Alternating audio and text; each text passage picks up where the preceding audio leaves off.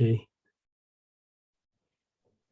So welcome everybody to this edition of Book Plug. We're really excited tonight as part of the Footsteps Festival to introduce Dr. Monty Lyman and Ben Morris, who are going to talk to us today about the book, The Painful Truth, which Monty has written. So if it's okay, what we'll do is we'll begin with a kind of a bit of a chat, talking through the inspiration and different aspects of the book. And then there'll be an opportunity at the end of the session for you to ask any questions you have to Monty and or to Ben. So maybe if you like, you can use the chat function during the conversation with any questions that come up, but there'll also be an opportunity at the end, if for those of you who are not comfortable using chat and things like that, to unmute and ask questions yourself. And we'll probably stop the recording for that part of the session. So yeah, we'll come back to that. But without further ado, welcome Monty, welcome Ben. Monty, I wonder if we could maybe kick off by asking you if you'd be willing to share what inspired you to write The Painful Truth. Yeah, thanks Dermot. Thanks Nikki. Thanks Footsteps team for inviting me on here. So I'm a doctor and a researcher. So I'm a sort of an academic clinical fellow in Oxford, and I'm specialising in psychiatry. But I'm more sort of interested in the relationship between the mind and the body connection, specifically the relationship between the immune system and the brain/mind. And yeah, I'd never planned to write about sort of anything on pain really, let alone a book. And I decided to write about it when I, through an experience I had as a junior doctor, when I realized that most people and most medical professionals have a really poor understanding about what pain is. Mm-hmm. And this is actually contributing to the huge pandemic of persistent pain that we have across the world. So this kind of moment of conversion I had was in my first year as a junior doctor, and I was on an acute medical ward. So that's essentially, so after people have been in A&E and they've gone sort of down either the medical or the surgical route, they go onto the acute medical ward. And so me and some of the other junior doctors were seeing different patients, and at the end of the day, the consultant would see them all with us, decide whether they'd go to one of the wards in the hospital or whether they'd be discharged home. And I remember vividly this day that I was running after the consultant with a pad of notes, just writing all of his commands down. And we came to this patient, let's call him Paul, who is a 40-year-old man, also a man in his early 40s. He was an IT consultant, and he'd had low back pain for almost 6 months at this point, and it started in his sort of right lower back, and over the weeks, over the months, it spread to his left lower back, and then sort of up his back and a bit down his legs, and it was getting progressively worse. Essentially, over the last couple of weeks, he'd lost his job because of it, and was having really serious relationship problems because of his back pain. And that morning, he essentially couldn't get out of bed because he was in so much pain. They called the ambulance, went into A&E, and they were the people in the team in A&E were wondering if there was a sort of an urgent emergency in his lower spine. So he essentially came to our team, and he had all the blood tests, MRI scans, various things, and everything was completely normal. And the consultant I was with, who was a really sort of intelligent, really competent consultant, went to see Paul, looked at all the results, which were completely normal, including the MRI scan, and said to Paul, "Oh, all your results are completely normal. The good news is there's nothing physically wrong with you." And at that, Paul, clutching his back with beads of sweat running down his face, said, "Are you telling me it's all in my head?" And then at that point, I realized that there was a huge issue in medicine, in society, where Paul was sent home with some strong painkillers, but he was left thinking that either pain was somewhere in his body that wasn't detectable by medical science, which is a terrifying thought, or that it was just something in sort of a thought disorder in his head, that if he just changes the way he thinks about it, then he could just sort of think the pain away, wish the pain away. And the thing is that both of those things are completely wrong. And we believe these things because especially in Western medicine anyway, we believe that that disease is either physical or sort of psychological, in the body or in the mind. But actually persistent pain is sort of both of those things. Pain is sort of in the person. And so that discovery, and the discovery that sort of this is a huge issue that from my position as a doctor, we're not dealing with it in any way, shape or form. At medical school, we were sort of taught that pain was a symptom of more interesting diseases, whereas actually, in many senses, persistent pain or chronic pain, as it's also known, is a disease in and of itself. I think it's the greatest disease we don't talk about. Just imagine a disease that's affecting your country. It affects maybe a fifth, a third of the population. It ruins lives. It ruins memory, mental health, sex life, everything. It's the top cause of work-related illness. But this was only recognized as a disease in and of itself in 2019. Medical students are taught about pain for sort of, studies show that about 12, 13 hours in their 6-year degree. So there is a huge need, and it's not being met, essentially. And I thought, okay, this is something that's really interesting, and I think people need to hear more about it. And that's why I went from not being interested in pain at all to writing a book about it. So fascinating, Monty. And welcome to everyone who's joined us. We're talking about The Painful Truth, written by Monty. I should have also said apologies. Ben is here tonight as someone who lives with pain. He's going to share his experience a bit later, but we'll have an opportunity to introduce you properly later, Ben. Sorry about that. But Monty, I'm really struck, actually. I'm wondering if I could maybe delve a little bit more, because it almost sounds like there was that light bulb moment for you hearing that consultant use that phrase, nothing physically wrong with you. And it's such a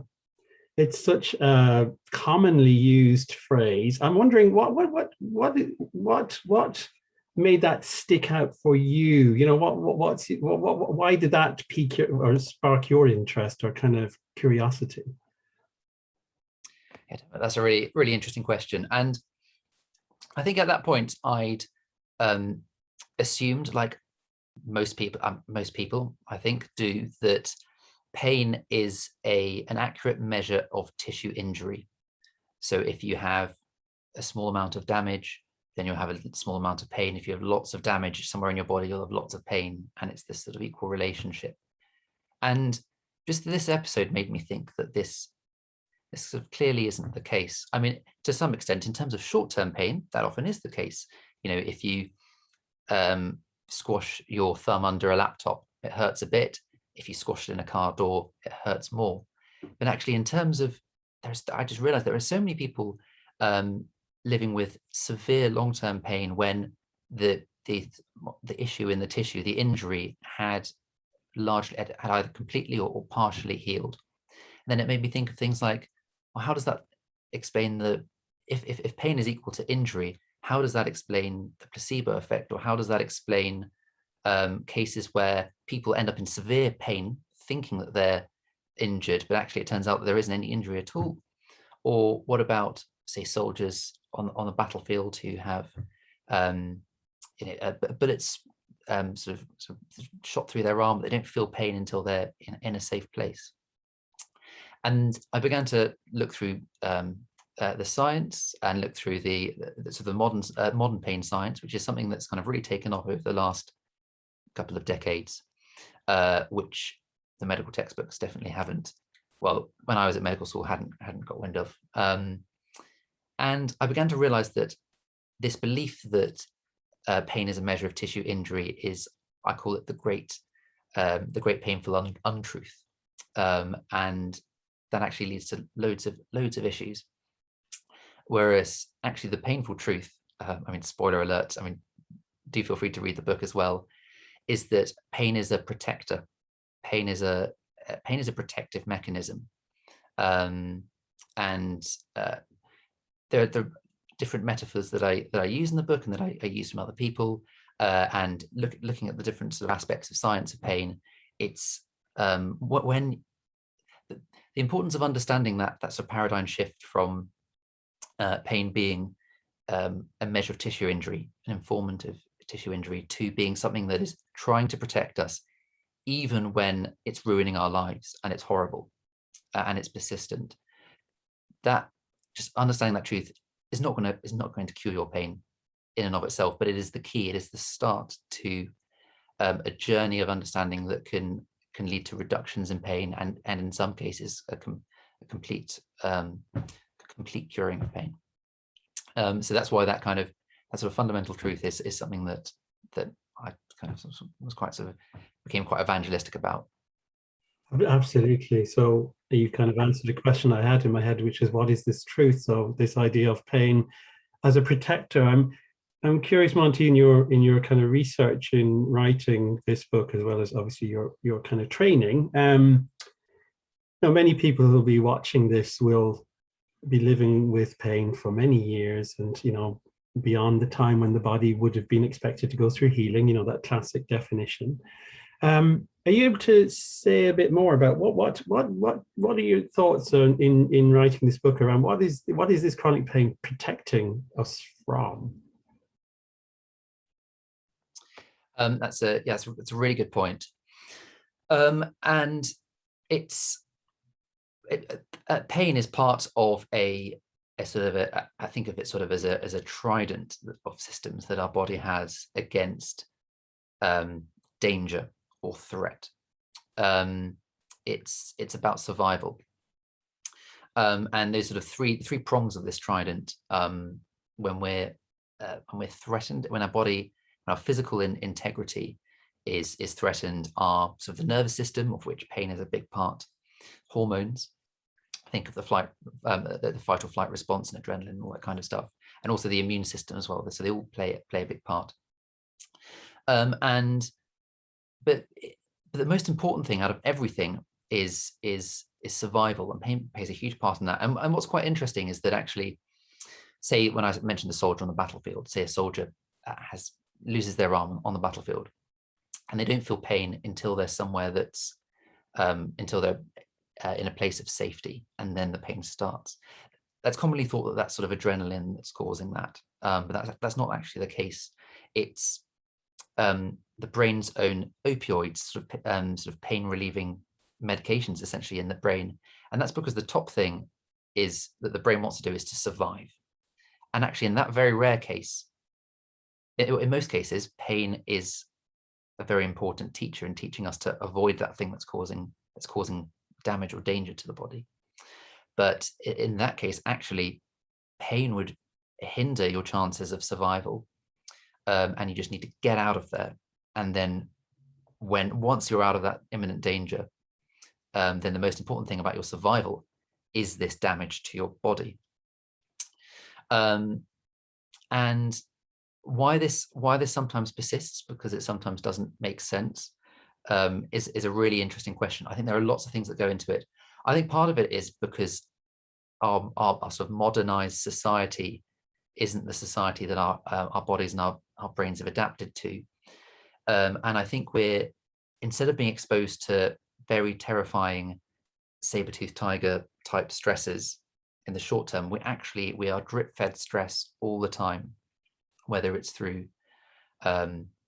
work and rent and mortgages and various and also inflammatory stresses in our diet and being sedentary and things like that. Those things actually can ramp up pain and can be sort of fuel for pain's fire, and can really help in that transition. Helps, probably not a great word, but can help that transition from short-term pain, which is beneficial, to long-term pain, which is not beneficial or adaptive. So I think it's actually part of our society and our environment that is actually causing this. And also our lack of understanding of what it is contributes to it as well. And when we when we think that any pain is related to damage, and we think that, say, the part of our body is damaged, even once it's healed, that will create more pain. And I think that the key equation is that anything that increases a sense of safety in the body reduces pain. Anything that increases a sense of threat increases pain. And that sort of general equation is really useful when you're trying to look at things, look at ways in which you can try and reduce your pain. Really, really fascinating. It sounds like there's something in terms of how our bodies have evolved over millennia, but the rapid pace of change in the last century or two, our bodies struggle to adapt to that in some ways. Really, really interesting. With most diseases, I think. Yeah. Monty, are you able to, I guess, writing any book, hats off, huge piece of work to write a book. Presumably you did a lot of research yourself on this. I'm wondering, were there any things that you learned that maybe surprised you as you were researching this, preparing to write this book?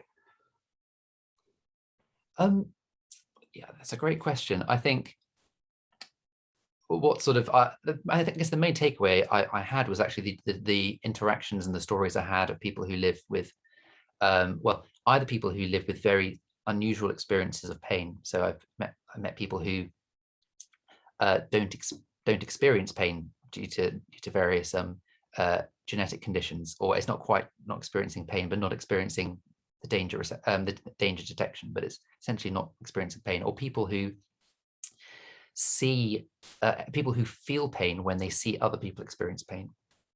But then also just interviewing and meeting people who are just remarkable in living with persistent pain for so long, and the ways in which it's affected their lives, and the ways in which they have been able to manage it.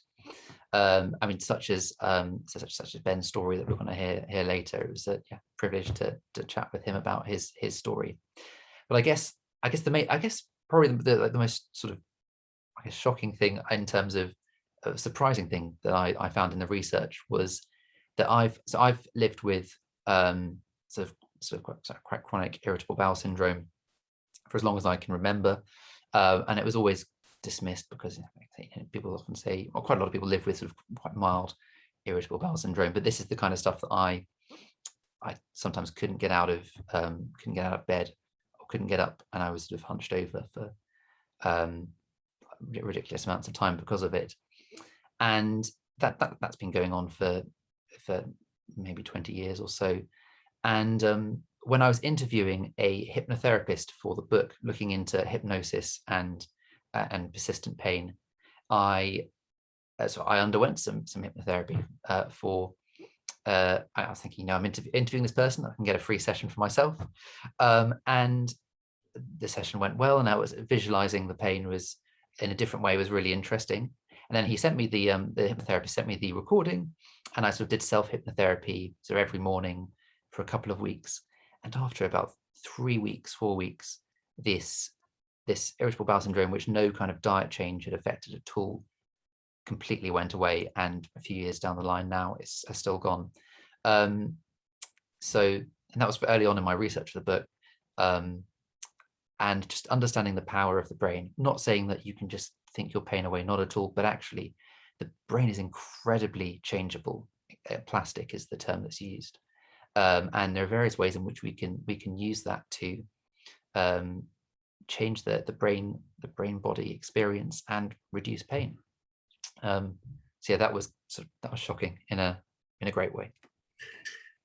Wonderful to hear kind of that value placed on people's stories, the real experiences of living with this, Monty, as you're writing it, which is should be the norm, really, shouldn't it? But still surprisingly lacking in lots of the literature in this area. But also maybe there's an incentive there for any of you thinking to write a book, that you might access treatments from people as you interview them. I love that. That's got me thinking. I wondered, given the audience, people who come to our Footsteps Festival, and thinking about, maybe they're sitting watching you talking and thinking, oh gosh, why would I want to read a book about pain? Why? I don't want to think about it. You even talked about sometimes people can see other people in pain and they experience their pain themselves. What, you know, if you were going to, if you like, sell this book to people, why would you recommend people should read this book? Yeah, what would you like them to take from it? Yeah, that's a really good point. I think, you know, a lot of people uh, watching this will be experts in their pain, and experts in many ways beyond a lot of medical professionals, and they might not take much out of it potentially because they've done a huge amount of research.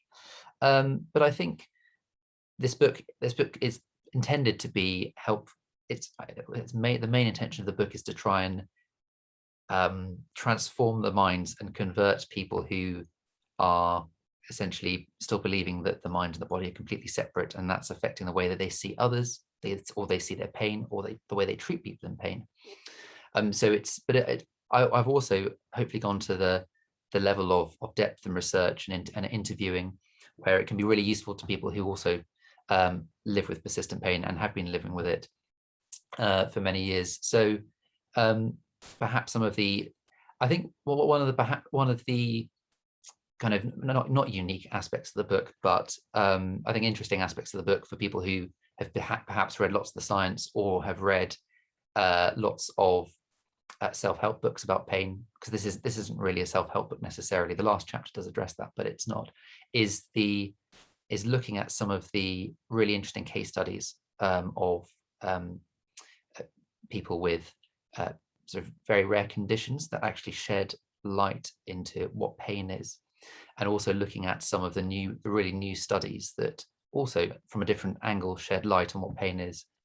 And perhaps I think the fascinating thing about this is that actually understanding what pain is on a deep level helps you understand your brain, your body, and what it means to be a human. And I think a lot of the things that, the thing I hope is that for people who read the book, there are a lot of things that you can learn or understand or see or look or sort of research more about, can help you understand sort of, I guess, the intricacies and the beauties of the human condition, I think. And there are lots and lots and lots of references. So perhaps it's a springboard into some of the kind of the hardcore research as well.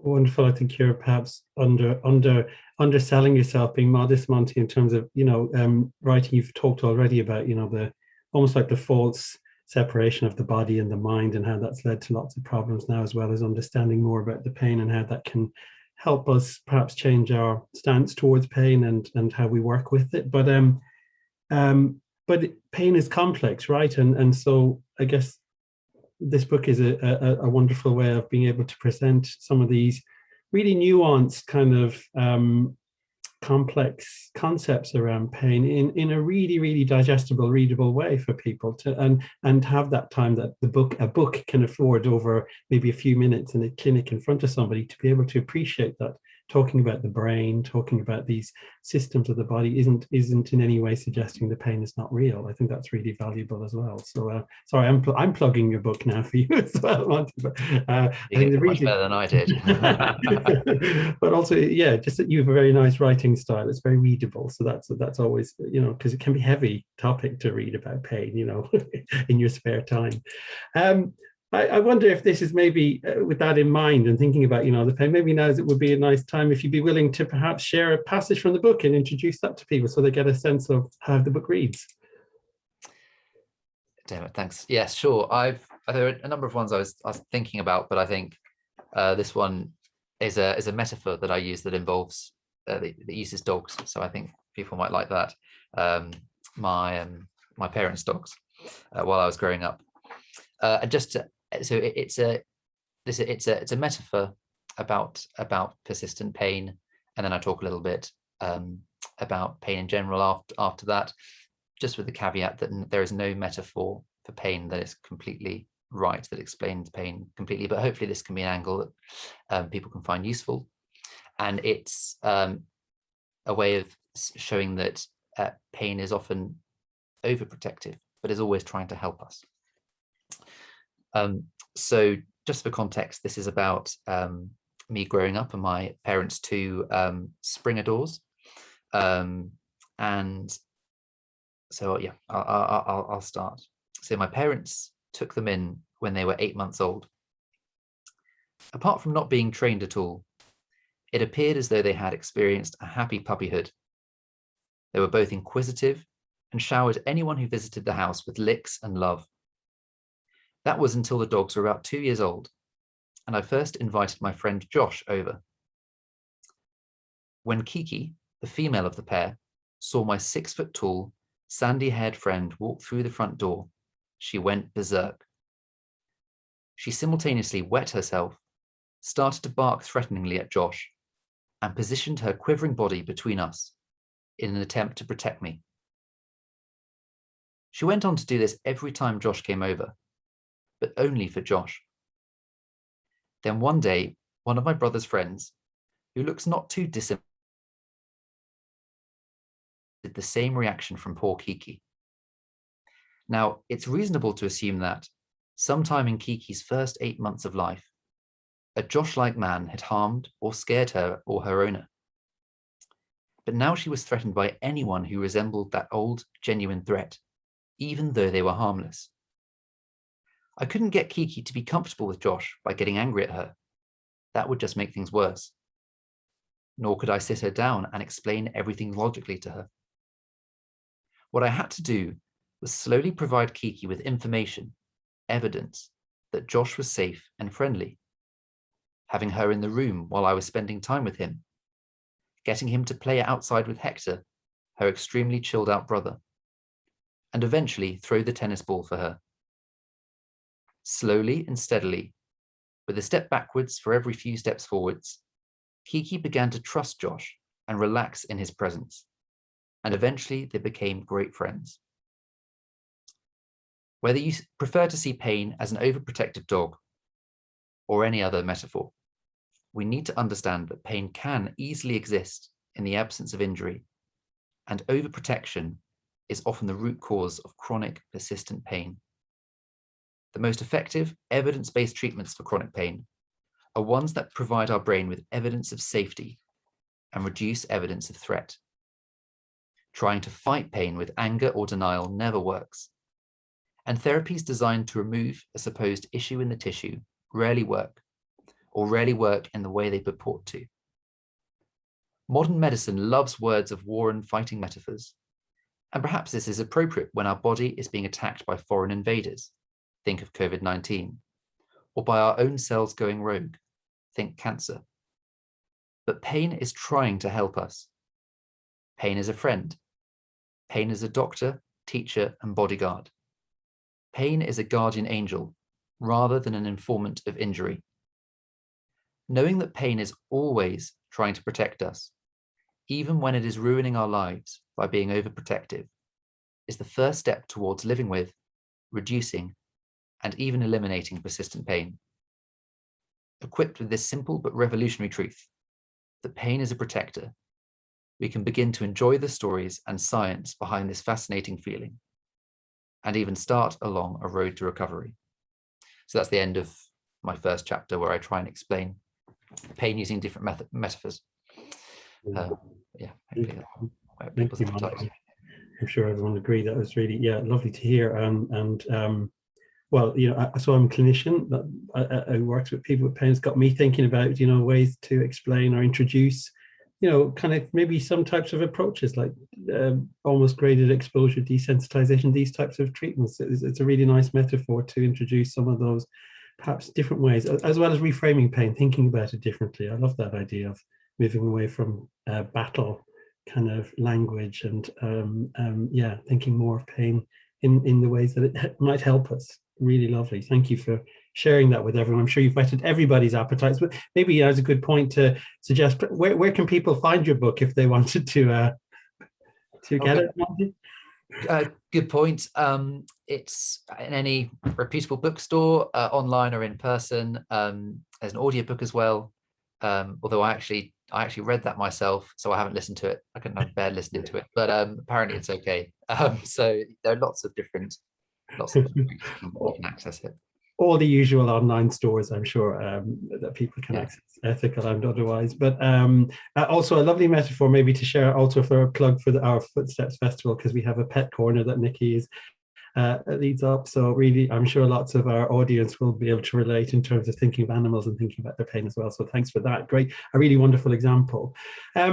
I wonder if now is a good time, because you'd mentioned earlier about, as part of researching and speaking with people and hearing about their stories, we have, really lovely that you've invited Ben tonight to come along and to talk. So Ben, could we introduce you to everybody let you share your story and kind of what you've taken from reading Monty's book. Oh, Ben, you're going to need to unmute. Sorry, that old chestnut on Zoom. There we go. Can you hear me now? We can, yeah. Yeah, my pain story. I had an injury it was 1993. I was hill walking with some friends in the Highlands, and we were crossing a river, and we were going over some stepping stones, some very slimy stepping stones, and I slipped on one, landed on my back onto a sharp rock, and I was laid up for about a week, and then it got better, and I didn't really think anything more of it until 2 years later, and I was in the gym. I was doing some lateral pull downs, and it felt like something was snapping. And from that moment on, so this was 1995. From that moment on, I've had chronic pain all the time, and for years and years, I went through I'm sure a lot of people here will be familiar with all the different things you go through when you go through the NHS, physiotherapy, everything. Tried a TENS machine, had podiatrists because they thought maybe my hips weren't, maybe there was a misalignment somewhere, and that if I could sort that out. I remember the podiatrist saying, once we get your feet level, you'll be fine, you won't have any more pain. And so that was one of the many frustrating things. It just went on for years and years, and I was told it was non-specific back pain, which didn't really help me at all. And then it was 2010, was my annus horribilis, I think, when it triggered a number of panic attacks. I was getting quite a few that year, and it got to the point where I went to my GP and I was in tears, and I just said, I need a diagnosis. I need to know what's causing this pain. It was extremely strong at times. And so I went for an MRI scan. So it took 16 years to get an MRI scan. And the neurosurgeon who I went to see showed me the results and said, I'm not surprised you're in so much pain, and could show me very clearly there was a very pronounced prolapse. And I was saying to Monty when we were speaking a couple of weeks ago, that to have somebody, an expert, say to me, I'm not surprised you're in so much pain, was actually, it felt like a gift to me, actually, because until that point there was a feeling that we can't really see why there should be any pain. Like we were saying earlier, is it all in your head? Nobody actually said that to me, but to have somebody actually say to me, I'm not surprised you're in so much pain, was brilliant, actually. It didn't physically give me any answer, but it was a weight off my mind. I wasn't going crazy. I wasn't imagining it. There was a reason. Talking about Monty's book in particular, the chapter that really struck me was the chapter about phantom limb syndrome. Mm-hmm. And although I've not lost a limb, the last MRI scan I had, which was about 3 years ago, the results came back, and I was discussing them with my GP, and the results said that the prolapse had almost completely disappeared. And my GP said to me, well, that's fantastic, because you should see some significant reduction in pain now. And that was 3 years ago, and then there's been no significant reduction at all. And the way I feel that taps into that chapter of the book is that Monty talks about how somebody can lose a limb but yet still feel pain in a limb that's not there, and I am told that there's no prolapse there, so really I shouldn't feel any pain anymore. I've always thought of it as a mechanical problem. And what I think is so great about Monty's book is that for the first time, really, I've started thinking of it as not a mechanical problem anymore. It's to do with my brain. I hadn't even contemplated that before. So I think it's really started me off on a journey. I finished Monty's book a month ago, and it's a brilliant book. I'd urge anybody to read it. And you know, I'm looking at ways of educating myself. So there's another book that Monty refers to at the end of his that I've started reading, and meditating as well is something I hadn't contemplated on doing before, and I've started to do that. Yeah, and also I know Monty says it's not a self-help book, but in his final chapter, he gives some pointers of things you could do next, and things that, you know, I haven't really thought of as being linked to my pain at all, like having a good sleep regime, you know, socializing, educating yourself. You know, I've always thought that, yes, maybe they're good things to do, but I wouldn't have joined the dots and thought actually they could be significant in reducing my pain. So, you know, I've started to work on all of those, and hopefully, you know, hopefully that will help me somewhere along the route. It's really fascinating, Ben. Thank you for sharing that. I mean, you've spoken about lots of really important aspects of this. There's one around the importance of validation, that encounter you had with that doctor who and said, I can see why you're in so much pain, and how important that can be. But also, you kind of show that, you know, for me as a clinician working with people with pain, there's almost a wow to be able to help people to see this and think of pain other than a mechanical problem. It sounds like the book has really helped you on that journey. And I'm wondering if you're able to share kind of anything about perhaps your expectations before reading the book, and now having read the book, whether, you know, whether they were matched or changed in any way. I think I might have worried that before I read the book that I was going to be told it was all in the head. Now, I didn't really think that I was going to be told that, because I saw Monty on morning television a few months ago talking about the book. So I kind of knew what I was going to be reading. And Monty does make it very clear that it's not something we're imagining. It's, if anything, it's a disorder of the brain. If it's not a mechanical disorder, it's a disorder of the brain. I feel that's created quite a significant shift in the way I think about it. Even though I've had this MRI scan results pinned to my notice board for the last 3 years, saying that it's almost completely disappeared, I still think of it as a mechanical problem. You know, I still think, I've got pain here, so surely there must be something wrong down there. Even though it's written on paper that there's little or no injury there at all now. And I think I've just carried on thinking that it's a mechanical problem because I just couldn't make sense of it. You know, it's still hurting. I can still feel it, you know, and certain things that I do make it worse. So I think it must be mechanical.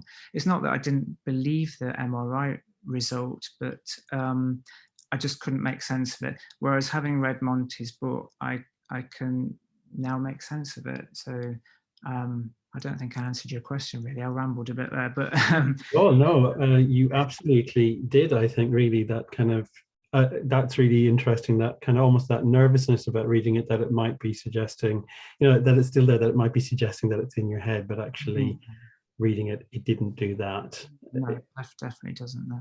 Yeah, no, really wonderful. Thank you, Ben, for sharing that. I'm conscious of time, I think we could probably talk for a long time, but do put questions into the chat, and we'll have an opportunity shortly to switch off the recording so that people can ask questions if they prefer not to write in the chat. Maybe thinking, because you've alluded to, you've talked a bit, both Ben and Monty, about this, the brain and how kind of important it is to understand its role in experiencing pain. But you've also started to talk a bit about more systems and things like that. I guess there's a question around where might this take us? What might be the sequel to this book? I'm wondering, Ben, if it's all right to go back to Monty and to ask where do you think this will take us? Will there be a follow-up? Thanks, Dermot, and thanks so much, Ben, for sharing your story. And yeah, I think it's so difficult, especially with the constraints of, I guess, what we're taught and what we think in society to make that change, in that shift in realization about pain. It's so difficult, especially when you are experiencing terrible real pain all the time. So that, yeah, thanks for that. Well, there will be a sequel. I'm of sorts. I'm currently, and this would be a few years down the line. So my research at the moment is in looking at the relationship between the immune system and as I say, the brain / mind. And a lot of focus is towards mental health conditions and things like that. But actually, there's a lot of new research about the kind of the mechanisms of, how does short-term pain become long-term pain. And we know it's clearly all down to well, pain is all down to threat. But what are some of the kind of the mechanisms that underlie this? And quite interestingly, inflammation in the body does seem to be playing a role in ramping up pain. While the research is quite young, that doesn't actually change the way we should view our view persistent pain, because all of the things that actually improve persistent pain, and I like to say that they're things that make the brain feel safe in its body, are actually the same things that can help reduce chronic inflammation. So that's things like movement. Movement is so important, and movement gives signals to your brain to say that actually, yes, it is safe to move even if I'm in pain. The movement part of that potentially is also that movement is anti-inflammatory. Also things like socializing, even the way we can think and meditate can affect the immune system. And yeah, I think it's another area which I don't really touch too much on in the book is diet. And there's some evidence that diet can help with persistent pain. It's not the answer, but looking at those kind of connections.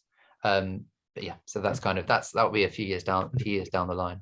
Next steps. Well, it sounds like everyone will need to get this book first of all and read that to set the scene and get that understanding before we go into the immune system and diet and things like that.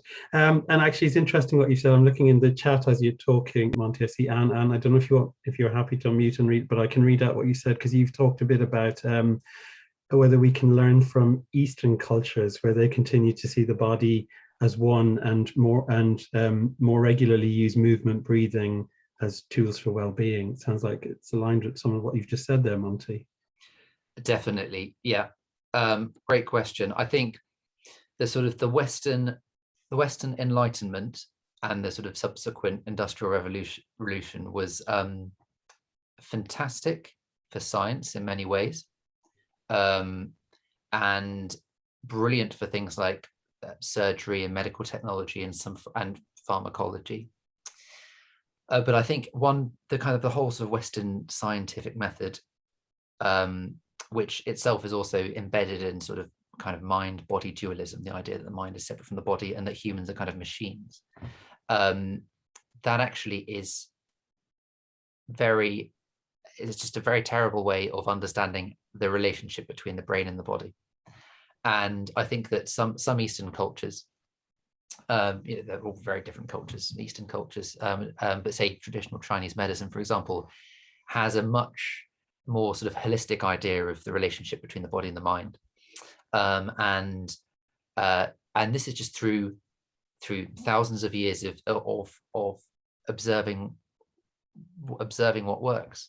And in many ways, it kind of can be better at understanding the complex systems, or using complex systems to improve certain sort of brain-body conditions, things like persistent pain.